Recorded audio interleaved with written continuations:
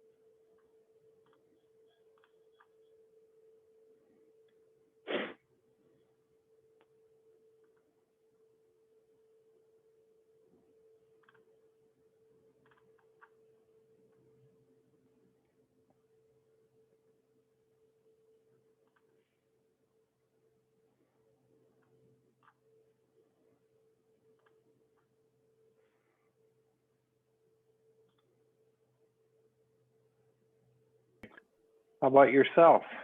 Yeah, no complaints on my end. This is your first Christmas as a family? It is, yeah, it'll be her first, so we're pretty excited. It will be exciting. As they get a little bit older, it becomes a little bit more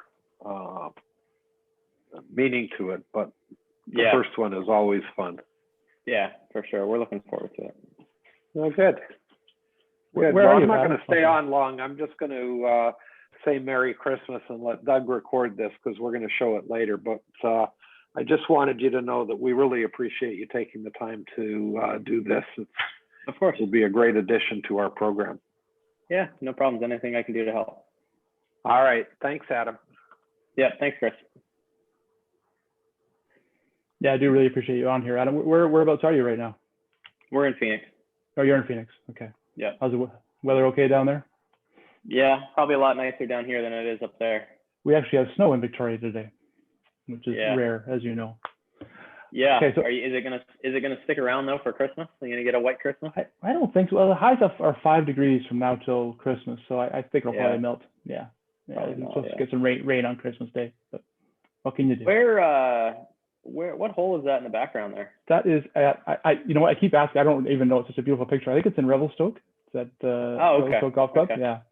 Okay, very cool. I was trying to find, actually, I was just before you got on, I was trying to get a picture of Ledgeview on here, but I couldn't figure it out.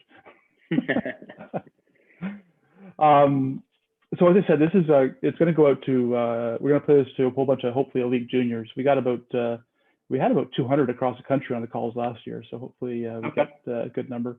I know you're doing a bunch of these things right now. I saw your name all over the place, which is great. Yeah, well, it's kind of that time of year. It fits perfectly. I'm not doing much, kind of laying low, so it's easy to kind of catch up on some of these things that I may not have done during the year. And so yeah. Okay. Well, I'm gonna obviously recording this so I can get rid of all this, but I'll give you a little introduction here, and and then we'll just have a chat. Yeah, and perfect. And if you have to go at all, just let me know, okay? Yeah, no big deal. I have another interview at 11:30, so. Okay. Yeah. Well, we'll be done. Yeah. We'll be done way before that. Yep. No worries. So I'm Doug Hasty from BC Golf, and really our great pleasure to have Adam Hadwin on today with us. Adam is ranked 77th in the world right now. His best was 44th, I believe. He can correct me if I'm wrong. He was 54th in the FedEx last year. Obviously, he won the Valspar Championship in 2017. He won twice in the Corn Ferry Tour, twice on the Mackenzie Tour. But more importantly, he finished, let me see here, Adam, I looked up some records. Tied for 9th in the BC Junior in 2005, tied for 7th in the BC Junior in 2006 or 2007, I couldn't quite, and 3rd in the BCM in 2008, 2nd in 2007, and lost in the quarterfinals of Canadian AM in 2007. Is that your best Canadian AM finish, or did you finish better than that? I was trying to look. No, I think that's it. I think I actually was out of the Canadian AM when it went to stroke play. So, right. And that actually might have been one of my only Canadian AM that I played. Yeah, I couldn't find you in any other Canadian AM. So. Yeah, I may have qualified. Like you mentioned the BCM, the finishes there. I may have qualified another year, but for whatever reason, like didn't go as far back east or something. I do know the one that I did play at Riverside there in Saskatoon. I've got family. I still have family in Saskatoon, so it was that would have been an easy one for me to go to. So. Yeah, the other one I think was in Quebec, so I can see maybe you just taking that one off. Yeah, not that we love Quebec, but it's a long way to go from. Of course, yeah. I mean, circumstances and costs and all that stuff. I mean, to be quite honest with you, that seems like a century ago at this point, given the amount of golf that I played and everywhere that I've gone. But yeah, it's always good fun. Anyway. Well, you know what? Actually, I think I did play a Canadian AM in Lethbridge. Oh, really? Paradise Canyon or?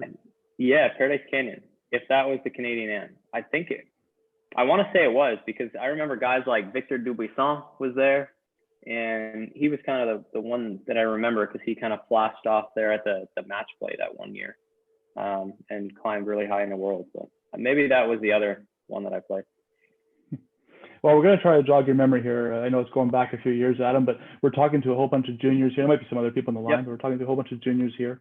And I wanted to kind of I wanted them to know what your junior experiences are like, and how, if it matters, how you kind of made decisions as you were growing up. And because I think a lot of them would be interested. You're somebody that's made it, and obviously a great player and some great results.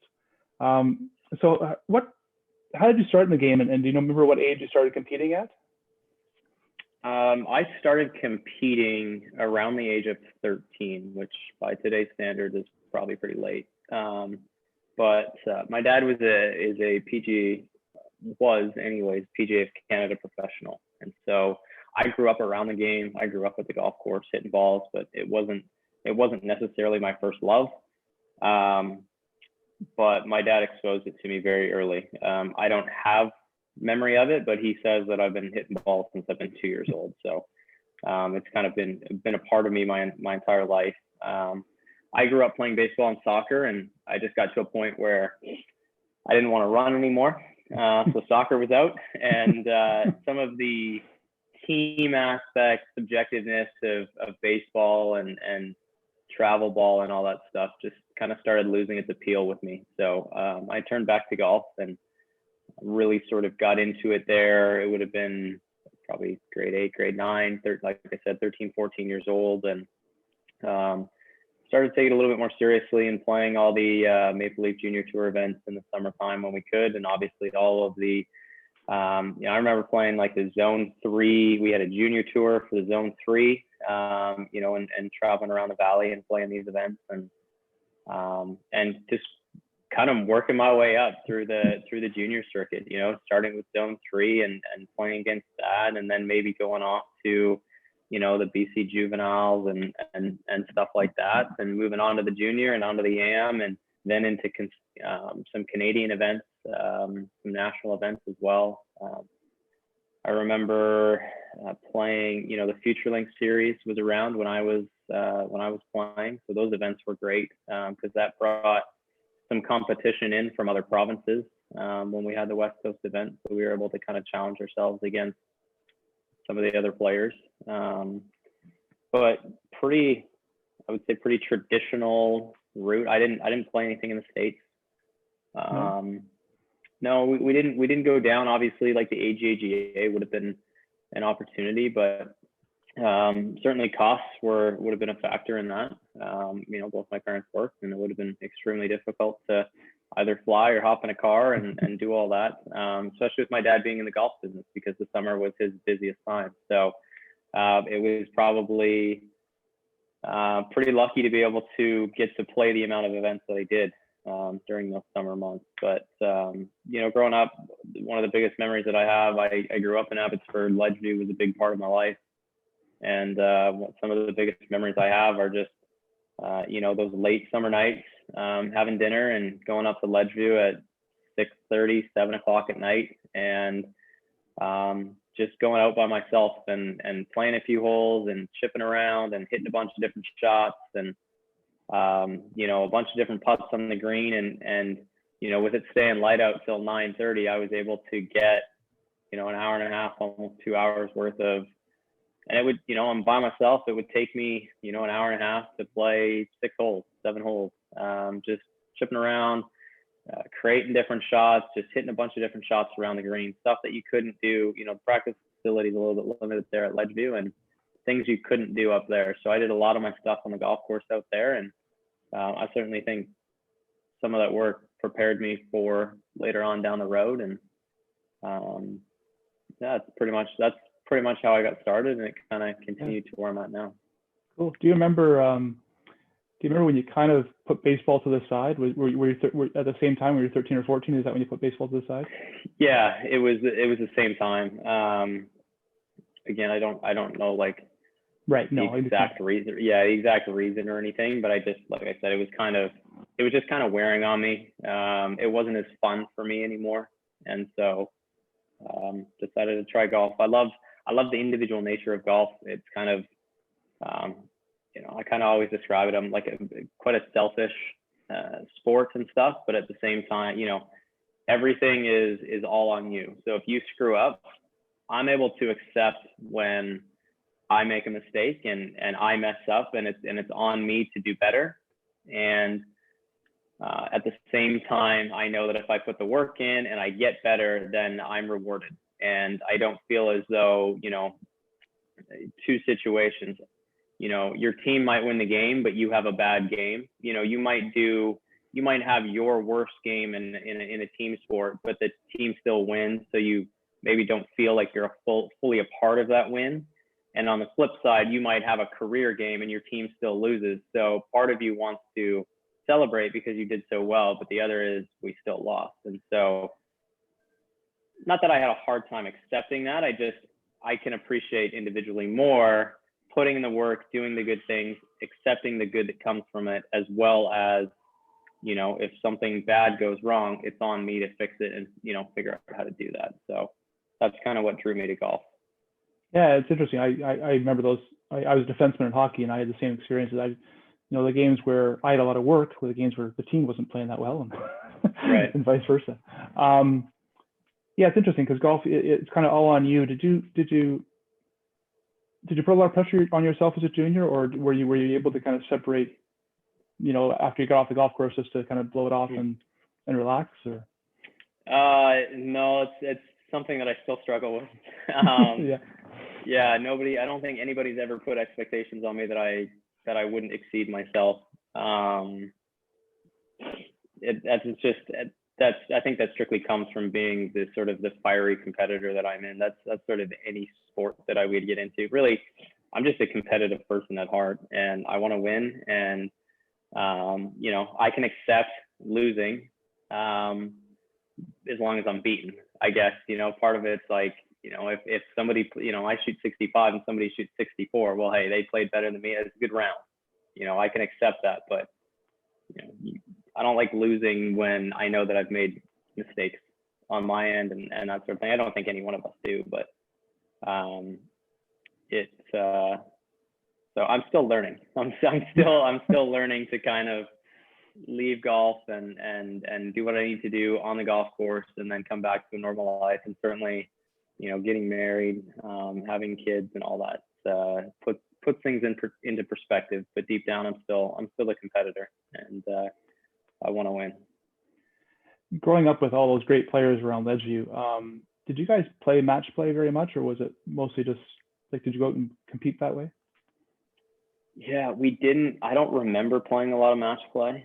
I do remember, we would go out, and similar to what I described before, we would just go out and we would, have competitions where we put ourselves in some weird spots, and, who could get up and down, and, we would just kind of keep track of that. And I remember having, growing up, a lot of putting competitions with different people over the years, and a lot of, games to 21 on the chipping green, and just because it just made it more fun, right? I mean, yeah, you can do some stuff on your own, but it was always nice to have somebody with you that was trying to do the same stuff, and you can compete, right? I think that at the end of the day, we all want to kind of see where we're at and compete and win. And so it was nice having a lot of people around to do that with. And it kept it more fun, and it kept it more interesting. And I think it kind of kept all of us continuing trying to get better and move up to the next level. Do you remember an event that you first really played well in, or that you thought, boy, I really had fun. That was great. The one that would come to mind, I'd have to check the record books here. I don't know exactly, but no. I do remember the Maple Leaf Junior Tour ran an event that coincided with the Air Canada Classic there at Northview, and so they played on the other course. And I remember, I'm pretty sure that, I don't remember what age, again, 13, 14, maybe 15, somewhere. Yeah, I had just kind of really started getting into it, and part of what I was planning was that I'm going to get into it, I'm going to give it a chance, and if I feel like I have some success, or I feel like there could be, then I'll continue with it. And I remember this one kind of being the end of the year and towards the end of tournament season, and I want to say I shot 69 in the final round and ended up winning. Wow.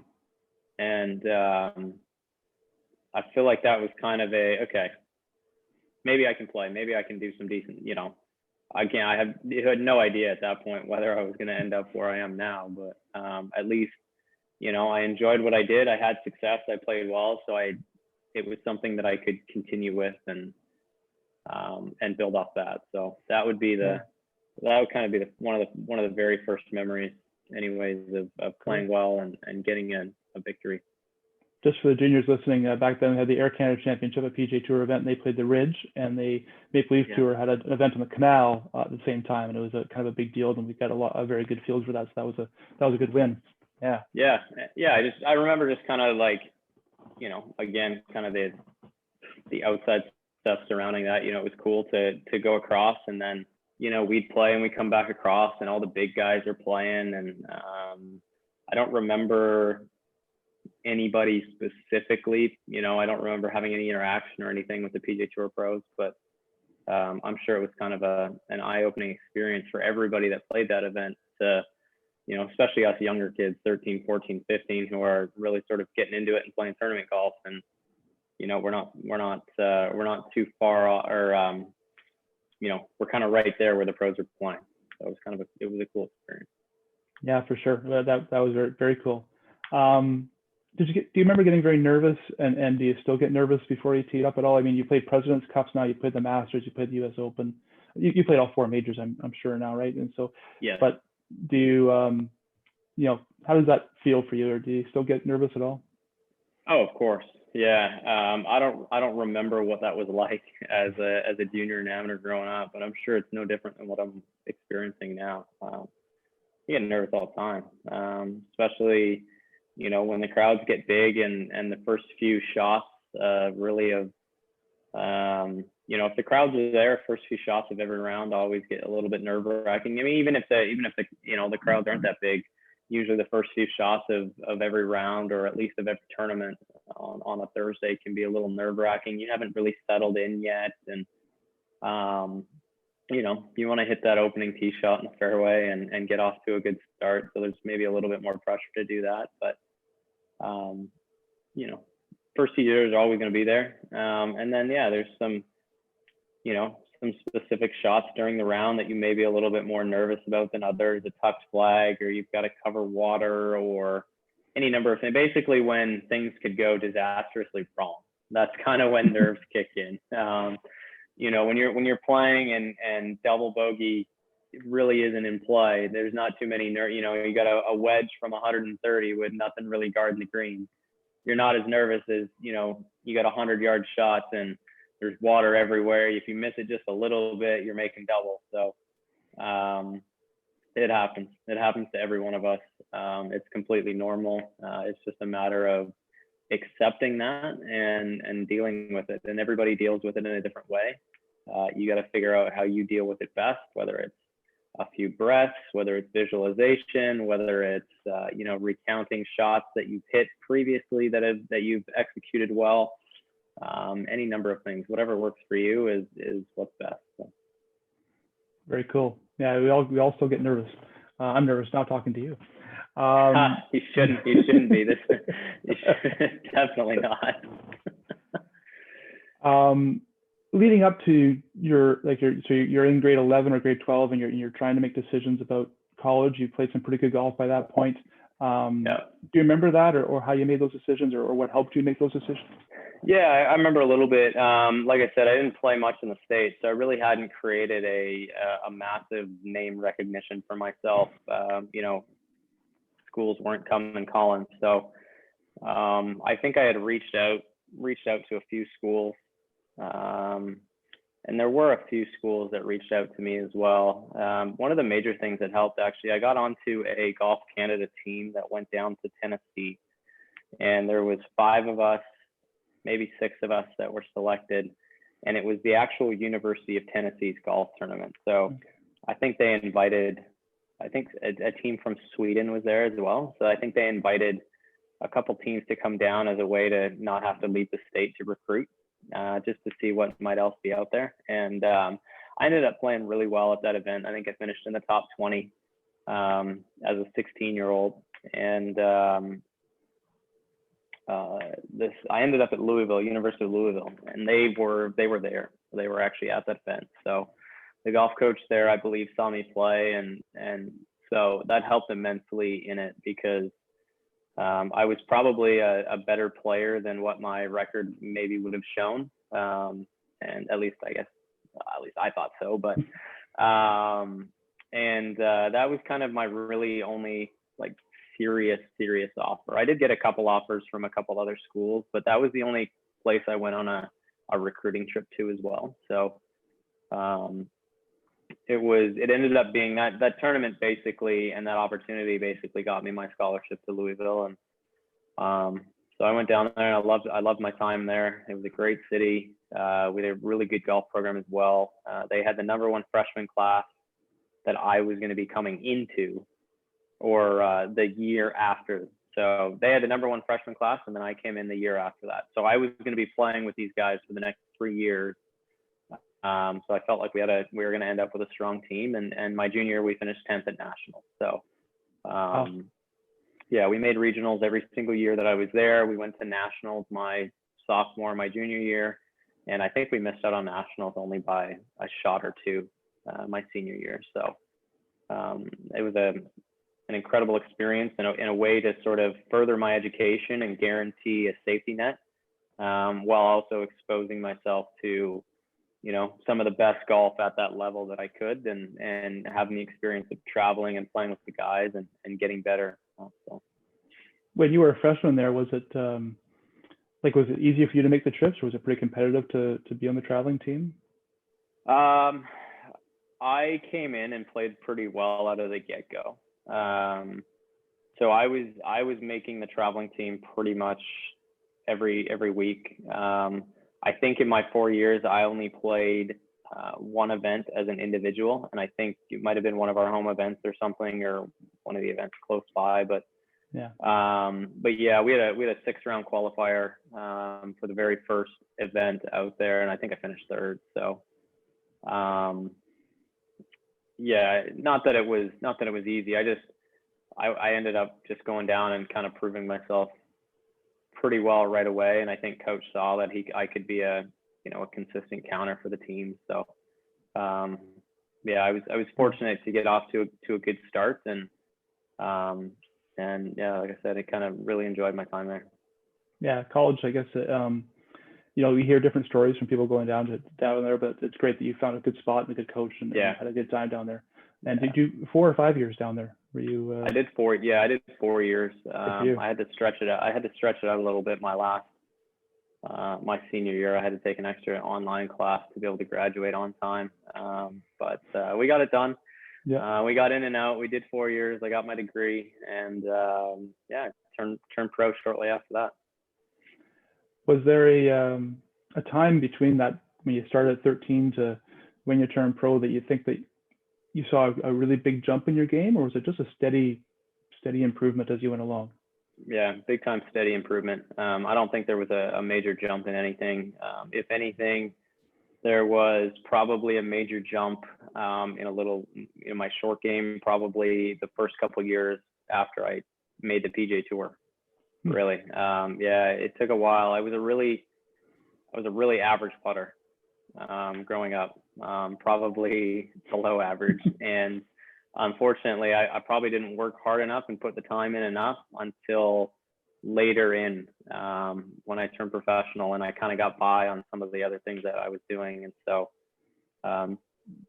through that whole time, I mean, even now on tour, just constant steady improvement, getting better, getting more consistent every single year. And that's, I think that's what's been, rewarding and motivating as well, is because I've been able to see those incremental improvements every year that I know that I can continue to get better and continue to work. And as long as the time and the effort's put in, there's still areas to get better at. I haven't necessarily reached my peak yet. And so just, I'm still at a point where I'm still not sure exactly where this is going to take me and how far I can climb, but I know that I'm willing to put the time and the effort in to keep working and figure out where that is.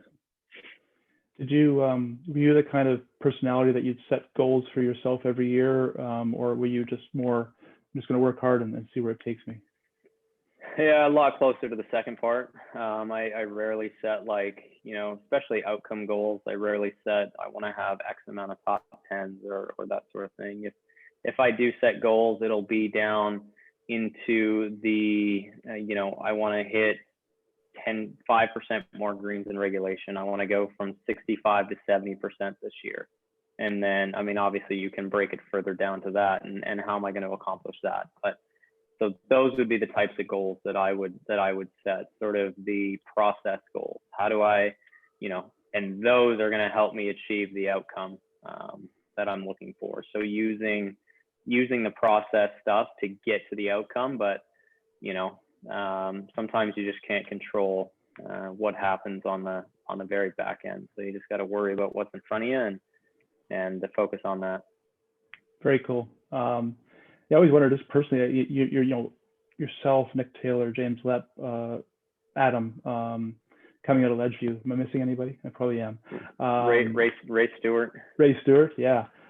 With as you said, limited practice facilities. I just, that's a great golf course. We held our mid-am there in 2019. We're hopefully gonna, once the clubhouse is up, we're gonna try to get our amateur to go back there because it's such a great place. And I just, for the juniors listening, it's really interesting. You got all these great players, and it's not like they have the number one practice facility. It's just a short range, isn't it? Yeah. Oh yeah, it's it'd probably be like an 8-iron now for me. At the time I would be able to hit 5 or 4 iron, but yeah, now it's probably 170 yards maybe max. Yeah, it's and yourself, you're always been known as a great ball striker, and as you said, not the best putter in the world, and getting much better. I know you really improved there a few years back, working with Yeah, working, we did a working lot. Creek there. Yeah, I did a lot of work with Brett Saunders. Brett Saunders, and yeah. we worked really hard on it, and it was an area of the game that I needed to improve in order to get to the next level. Very cool. Well, I really appreciate the time, Adam, and I'm sure the juniors will get a lot out of this. And we were hopefully going to get Nick Taylor to do one of these in January. Good. And yeah, you guys coming out of BC and being on the world stage is pretty cool for us. And so all the best, all the best this upcoming season. I'm sure you've got some goals in the back of your head, but I'm not going to go there. No, you're fine. Like I said, there'll be small process ones that we'll look at and see where I can make the most improvement for the kind of the bang for the buck. Right. All right, Adam. Well, again, all the best and happy holidays. We're recording this before Christmas, and all the best to your family and your little one. And great to see you. Yep, of course. Thanks. I appreciate the time. Okay. Thanks, Adam.